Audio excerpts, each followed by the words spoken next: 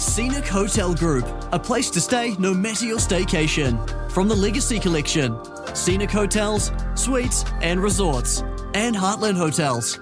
Find your place to stay at scenichotelgroup.co.nz. 1:45 on News Talk ZB, Sunday afternoon. Time to catch up for the first time for me this year anyway. And in fact, I think the first time this year. In fact, you may have been on with Darcy last weekend. James McOnie from The Crowd Goes Wild. How are you, James? I'm all right, thanks, Piney. Yes, I know that probably you and I have been doing similar things over the break, and one of them has been probably watching the Phoenix and going, unbelievable, especially last night. That was just incredible. I don't think I've ever seen a football match like it. 2 red cards, 2 missed penalties by Sydney FC. I couldn't sit still afterwards. What did you make of it all? Well, to think of a team that's down to 9 men, of course it's the Phoenix. They always get a terrible rub of the green with the Aussie refs. But then to have 2 penalties in the last 2 minutes, one of them saved by Ollie Sale, take a bow, give him a New Year's honour belatedly. And then the second one, Adam Lafon, this sort of ageing English striker, if you like, for Sydney, he Harry Kaned it into the stratosphere. So it's one of the greatest victories. I'd say the greatest victory in Phoenix history, and probably the biggest, most drama I've seen at the end of an A-League game. Yep, I would have to agree. It just seemed to have more plot twists than a thriller that you got in your Christmas stocking. As you say, that down to 9 men's hard enough, but when 2 penalties are awarded against you, both pretty controversial, I thought, James. They weren't clear-cut penalties, either of them, really, were they? Yeah, there needs to be an investigation. Jeff Tuvey needs to get hold of it. There needs to be an investigation into the VAR because, to be honest, I thought the Sydney had scored an equaliser, so the VAR did give us the rub of the green that time. But when it comes to the penalties, I agree. They didn't quite go into the, I would say, the best replays and really have that forensic evidence to say that it was a penalty. So I was unhappy with both of them, and as a Phoenix fan.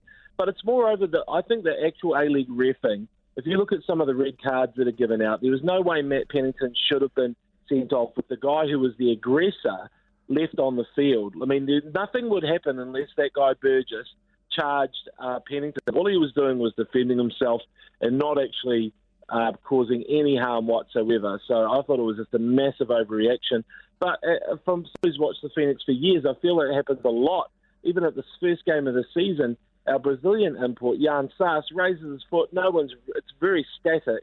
And compared to half the Aussie tackles where they come flying in, studs up, it's nothing. And they're getting it wrong, Piney.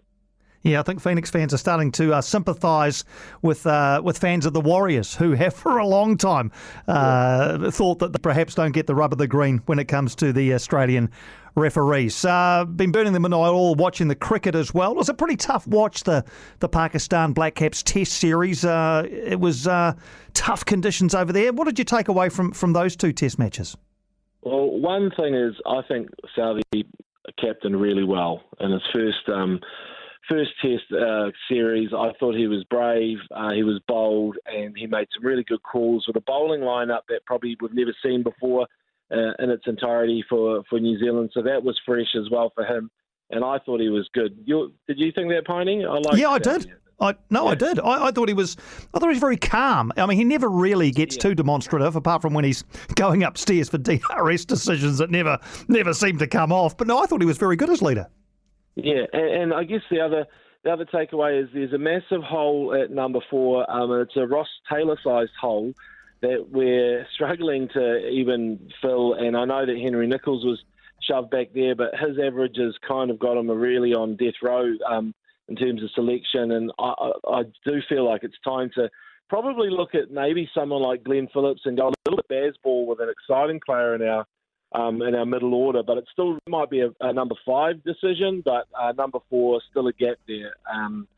And the other thing as well was the end of the game. So the Test series could have been decided, but they called it short by 2 overs fad light. Now, if you want to kill Test cricket, that's one way to do it, which is end an enthralling finish to the game and just leave it like that when both teams clearly wanted to play. New Zealand needed 1 wicket, Pakistan needed 14 runs. It was all on. And to end it like that, I thought was pathetic. And quite frankly, it's another nail in Test cricket's coffin. Yeah, something needs to be done there. Another investigation, perhaps, for Jeff Southee to get involved in. Just before you go, horrendous scenes to start the NFL year. I know the season's nearly at its end of its regular part, but Damar Hamlin's cardiac arrest, just horrific watching this all play out, James. Yes, indeed. And it's quite confronting when you see that somebody pretty much almost died out on the field. CPR was carried out. A bit of a lesson to all of us who have ever thought about getting first aid, sort of doing the course, and it's kind of essential if you're working in sport. I think it's really something that we should all be doing. A refresher course, even for me, it's been probably too many years since I've been on my course. So really, the good news is that Damar Hamlin, who plays for the Buffalo Bills, he's a defensive back, made a tackle. The guy's shoulder, and of course shoulder pads, went into his chest near his heart. He was in hospital in intensive care, but he's just become conscious. I think today he's breathing by himself is the good news.